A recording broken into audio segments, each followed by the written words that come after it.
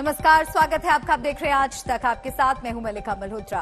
PM Modi जलवायु परिवर्तन पर सम्मेलन में हिस्सा लेने रोम पहुंचे हैं। वो ऐतिहासिक ट्रेवी फाउंटेन विजिट कर रहे हैं।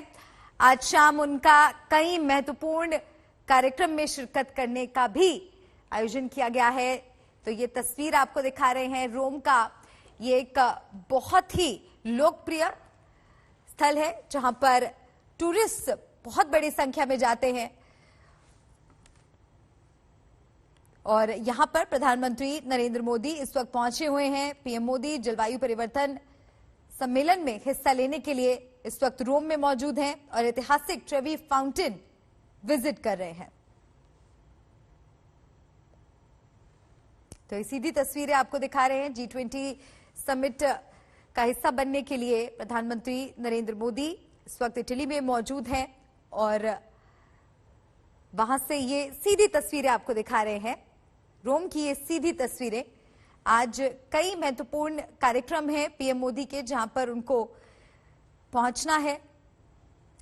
प्रधानमंत्री नरेंद्र मोदी का ये इटली दौरा और काफी अहम ये दौरा माना जा रहा है। कई महत्वपूर्ण मुद्दों पर प्रधानमंत्री नरेंद्र मोदी ने इस दौरान अपनी बात रखी है और आगे भी उनके कई कार्यक्रम होंगे। ये एक बहुत ही फेमस टूरिस्ट स्पॉट है रोम का, जहां पर लोग अगर रोम जाते हैं तो यहां जरूर पहुंचते हैं और उनका आज का जो दिन है वो यहां से शुरू हुआ है। प्रधानमंत्री नरेंद्र मोदी यहां पर पहुंचे और देखिए तमाम देश के बड़े बड़े नेता उनके साथ मौजूद है। बोरिस जॉनसन आप इन तस्वीरों में उनके साथ देख सकते हैं। तो ये बेहद महत्वपूर्ण तस्वीरें प्रधानमंत्री नरेंद्र मोदी की सीधे रोम से आपको दिखा रहे हैं।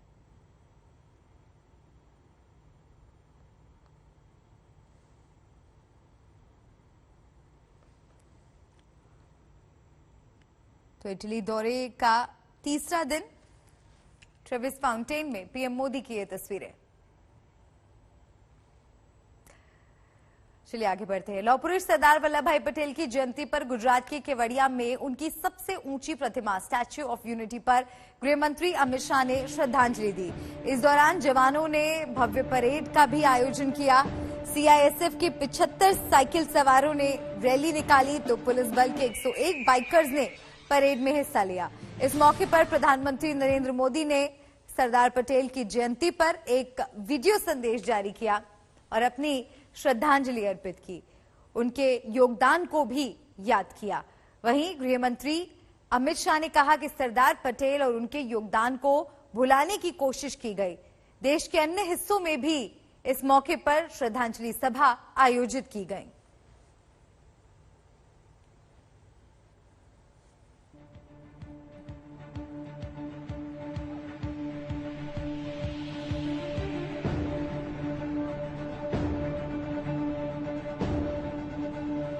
सैकड़ों वर्षों से भारत के समाज में, परंपराओं में लोकतंत्र की जो मजबूत बुनियाद विकसित हुई, उसने एक भारत की भावना को समृद्ध किया है।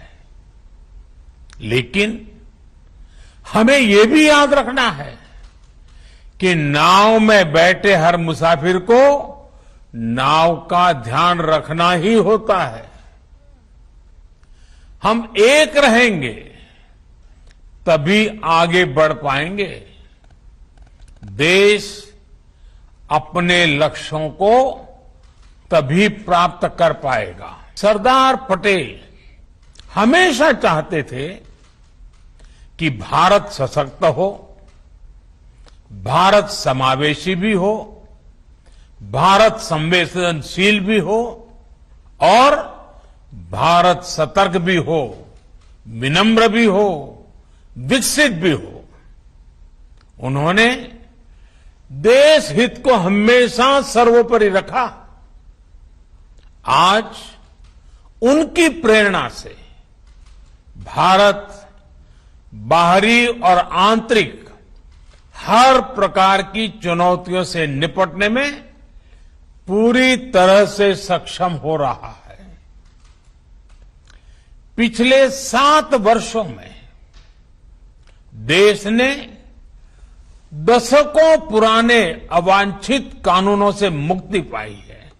मित्रों, सरदार साहब ने जिस प्रकार से आजादी के बाद भारत को एक करने का काम किया, मगर दुर्भाग्यपूर्ण बात है कि सरदार साहब को भुलाने का प्रयास किया गया। आजादी के बाद उनके योगदान को उचित सम्मान, उनके योगदान को उचित स्थान कभी नहीं मिला, मगर ना उनको भारत रत्न दिया गया, ना उनको उचित सम्मान दिया गया। मगर कहते हैं कि सूर्य को कितनी देर बादल ढक कर रख सकता है। परिस्थितियां बदली, देश बदला, आज सरदार साहब को भारत रत्न भी मिला है और विश्व की सबसे ऊंची प्रतिमा सरदार साहब की हम सब की नजर के सामने है।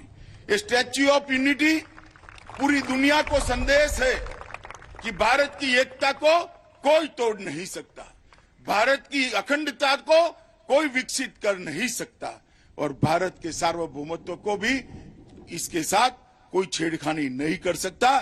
इसका प्रतीक स्टैच्यू ऑफ यूनिटी है। इसकी ऊंचाई 182 मीटर है और स्टैच्यू ऑफ लिबर्टी से इस प्रतिमा की ऊंचाई लगभग 2 गुनी है। चलिए आगे बढ़ते हैं। महाराष्ट्र के मंत्री नवाब मलिक के लगातार आरोपों के बाद समीर वानखेड़े के परिवार ने अब से कुछ देर पहले केंद्रीय मंत्री रामदास अठावले से मुलाकात की है और पूरे मामले में इंसाफ दिलाने की मांग की है। इस मुलाकात के बाद रामदास अठावले ने मीडिया को संबोधित किया और नवाब मलिक के तमाम आरोपों को झूठा करार दिया है। उन्होंने कहा है कि समीर वानखेड़े के खिलाफ एक भी आरोप सच नहीं है। उन्होंने ये भी कहा है कि वानखेड़े दलित हैं और नवाब मलिक के आरोप उनके समुदाय को अपमानित करने वाला है। मैं अकेला नहीं, बहुत सारे लोग इस कंप्लेंट को आगे ले जा रहे हैं। पुलिस में कंप्लेंट हो रही है। मैं अपने बात पे कायम हूं कि वे एससी के सर्टिफिकेट पे फर्जीवाड़ा करके उस पद पे बैठे हैं। एक गरीब शेड्यूल कास्ट का अधिकार उन्होंने छीना है। मैं धर्म की, जाति की लड़ाई नहीं लड़ रहा हूं। मैं जो उन्होंने फर्जीवाड़ा किया, दलितों के अधिकार को छीना, वो लड़ाई है। रिपब्लिकन पार्टी ऑफ इंडिया की तरफ से मैं नवाब मलिक जी को बताना चाहता हूं कि भाई हमारे समीर वानखेड़े और उनके फैमिली को बदनाम करने का षड्यंत्र आपने रोकना चाहिए। आपने एनसीपी के प्रवक्ता पद का नाजायज फायदा उठाया है और आप जानबूझकर मतलब ये फैमिली को बदनाम कर रहे हैं। तो आप एक दलित अधिकारी पर इसी तरह का आरोप लगाना ठीक नहीं है। और अगर वो मुस्लिम ऐसा बोलते हैं तो वो तो मुस्लिम नहीं है, लेकिन अगर वो मुस्लिम ऐसा बोलते हैं तो मुस्लिम आदमी के खिलाफ क्यों मतलब बयानबाजी कर रहा है। तो मेरा सवाल उनको ये है कि मुस्लिम का विषय तो नहीं है, ये तो बाबा साहब के अनुयायी है, दलित समाज के है। समीर वानखेड़े ने तो धर्म परिवर्तन नहीं किया, हम मानते हैं, क्योंकि जन्म से वो मुसलमान है। उनके पिताश्री ने धर्म परिवर्तन किया था। दोनों बच्चे बचपन से मुसलमान हैं, मुसलमान की तरह जिए।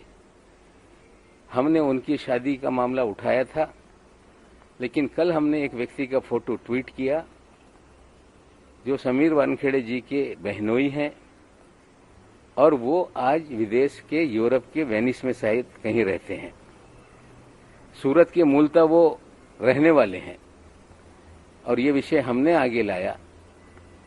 और जिनके वो शौहर हैं, पति हैं, उन्होंने ट्वीट करके कहा कि ये मेरा पति तलाक हो गया, क्यों इनको सामने ला रहे हैं। मैंने नहीं लाया। नवाब मलिक जी कहते हैं कि कोई दलित का हक मार के इन्होंने ये लिया, अरे हम खुद ही दलित है, हम खुद अम्बेडकरवादी है, खुद हमारा ही हक है। हक मारने का तो सवाल ही नहीं उठता। ऐसा नवाब जी को आपके तरफ से भी आप बोल दीजिए भाई, ऐसा गलत फहमी समाज में ना फैलाए। अगर आपको जो भी कहना है आप सीधा न्यायालय में, माननीय न्यायालय में जा सकते हैं। मेरे ऊपर जो आरोप लगा रहे ये जाति का, ये मैं कभी भी धर्मांतर नहीं किया, ना मेरे बेटे ने किया। ये सब नवाब मलिक जी के आरोप झूठे हैं। अभी एक दिन में जैसा कि उनका जवाई बाहर आया, मेरा ये शादी का निकाला, हाँ सही है, मैं मुस्लिम लड़के से शादी किया हूँ, मेरे बेटी की भी शादी मुस्लिम लड़की से हुई। उनको एक दिन में मौलाना बुड्ढा कहाँ से मिलता है? 17 साल के बाद एक दिन में खड़ा करके लेके आता है। इसका राज मुझे कृपया करके बताया ताकि मैं भी कुछ आगे बढ़ूं इसके बारे में। नवाब मलिक के आरोपों को लेकर समीर वानखेड़े की पत्नी से बात की है आज तक संवाददाता पंकज उपाध्याय ने। क्रांति रेडकर इस वक्त हमारे साथ मौजूद हैं। एक सेंट्रल एजेंसी के ऑफिसर की पत्नी दर नेताओं से क्यों मिल रही है, ये जानना चाहते हैं। सच की लड़ाई है, सच की जीत होगी, इतना ही मैं कहना चाहती हूँ। Thank you so much. Nawab Malik की तरफ से आरोपों का जो सिलसिला है, मैं उनके बारे में कुछ नहीं कहना चाहती। मैं उनके बारे में कुछ नहीं कहना चाहती क्योंकि उनके बारे में मैंने प्रेस से बात करना बंद कर दिया। आज रामदास अठावले जिसे आप क्यों मिली, ऐसी जरूरत क्या आन पड़ी है कि उनके साथ मिलके आपको डॉक्यूमेंट्स दिखाने पड़ रहे हैं? क्योंकि ये लड़ाई सच की लड़ाई है और सच की ही जीत होगी। हमने आज सारे डॉक्यूमेंट मीडिया के सामने रखे हैं, जो भी सच होगा वही जीतेगा। आपने ये कहा कि समीर वानखेड़े की लड़ाई किसी धर्म से नहीं है, सिर्फ ड्रग्स के खिलाफ है। एंड ये बात भी सच है मैडम, पिछले कुछ महीनों से समीर वानखेड़े जी मुंबई में एक पोस्टर बॉय बन गए थे नारकोटिक्स कंट्रोल ब्यूरो के। जो सब कुछ हुआ है आपके साथ, उससे क्या समीर वानखेड़े का, आपका, because you have been his biggest supporter, उनका रिजॉल्व इस लड़ाई के खिलाफ क्या कुछ कम हुआ है? जी नहीं, और बिल्कुल भी कम नहीं होगा। आगे चल के भी हम लोग सिर्फ देश की सेवा करेंगे और देश के लिए ही काम करेंगे। आगे चल के भी हम यही चाहेंगे कि समीर वानखेड़े ड्रग्स के खिलाफ लड़ते रहें, और अगर आज उनकी आवाज दबाई गई तो अगली बार से कोई भी ड्रग्स के खिलाफ खड़ा नहीं होगा। मुख्यमंत्री को भी एक लेटर लिखा था, लेकिन वहां से कोई जवाब नहीं आया। आखिरी सवाल है, आपने मुख्यमंत्री से अनुरोध किया था, लेकिन वहां से कोई जवाब नहीं आया आपके लिए? जी नहीं आया है अभी तक, अगर आएगा तो हम जाके जरूर मिलेंगे। चलिए आगे बढ़ते हैं और अब बात उत्तर प्रदेश की। कांग्रेस महासचिव प्रियंका गांधी आज उत्तर प्रदेश के गोरखपुर में प्रतिज्ञा रैली के लिए पहुंच चुकी हैं। जल्द ही वो लोगों को संबोधित करने वाली हैं। इस रैली के लिए बड़ी संख्या में कांग्रेस कार्यकर्ता भी वहां पर मौजूद हैं। भारत रत्न इंदिरा जी का शहादत दिवस है। वो इंदिरा गांधी जिन्होंने इस देश की स्वाधीनता, इसकी एकता के लिए अपने प्राण न्यौछावर कर दिए थे। आप सब लोगों से अनुरोध है, आप अपनी जगह पे खड़े हो जाएं। प्रियंका जी श्रद्धांजलि दे रही हैं।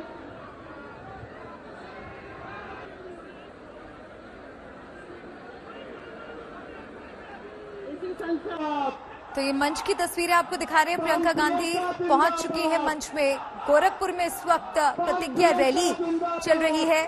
गोरखपुर जो कि उत्तर प्रदेश के मुख्यमंत्री योगी आदित्यनाथ का गढ़ माना जाता है, और मुख्यमंत्री के गढ़ में सेंध लगाने के लिए प्रियंका गांधी यहां पर पहुंची हैं और अपनी दादी को श्रद्धा सुमन अर्पित करती हुई, क्योंकि आज उनकी पुण्यतिथि भी है, और अब से कुछ ही देर में वो वहां पर मौजूद लोगों को संबोधित करेंगी। तो प्रियंका गांधी पूरे दमखम के साथ चुनावी रण में इस वक्त कूद चुकी हैं, और ये प्रतिज्ञा रैली की तस्वीरें हम आपको दिखा रहे हैं जो कि गोरखपुर से आ रही हैं सीधा। कुछ ही देर में प्रियंका गांधी का संबोधन भी होगा। हमारे बीच में हमारी नेता प्रियंका जी का आगमन हो चुका है। आप लोग तालियों की गड़गड़ाहट से। और चलिए अब रुख करते हैं अयोध्या का, जहां मुख्यमंत्री योगी आदित्यनाथ रामलला की पूजा अर्चना करेंगे। वो अफगानिस्तान से आए काबुल नदी के जल से जलाभिषेक भी करेंगे। तालिबान के कब्जे के बाद एक महिला ने प्रधानमंत्री मोदी को काबुल नदी का जल भेजा। आज वही जल लेकर मुख्यमंत्री योगी आदित्यनाथ रामलला की पूजा करेंगे। उससे पहले उन्होंने विपक्ष पर करारा वार किया है। भाइयों बहनों, ये है फर्क, क्योंकि हमारी राजनीति वोट बैंक में कैद होकर के नहीं, राष्ट्रीय महापुरुषों को सम्मान देने का कार्यक्रम है, अभियान है। भारतीय जनता पार्टी वोट का झुंझुना लेकर के नहीं घूमती है। वोट का झुंझुना लेकर के जो घूमते थे वे महाराज सुहेलदेव से परहेज करते थे। इसलिए इसको गांव-गांव, घर-घर जाकर के पूरे वेग के साथ फैल जाने की आवश्यकता है। देखिए, आदत जल्दी सुधरती नहीं है। जिन लोगों की आदतें खराब हैं वह भले ही भय से कुछ कर लें, क्योंकि उनको मालूम है कि इनके सरपरस्त जितने माफिया, जितने अपराधी थे, ये सब ओम स्वाहा हो चुके हैं, और इसलिए वो भयभीत हैं कि कहीं पब्लिक उनके साथ ऐसा न कर ले। इसलिए अब नया ढोंग रच रहे हैं। इसलिए सतर्क और सावधान रह करके पूरी मजबूती के साथ एक एक व्यक्ति को समझाइए। भारतीय जनता पार्टी, मात्र भारतीय जनता पार्टी आपके सुरक्षा के लिए भी, आपके सम्मान के लिए भी और आपके स्वावलंबन के लिए कार्य करेगी। और यही दीपावली के पहले मैं आप सबका आह्वान करूंगा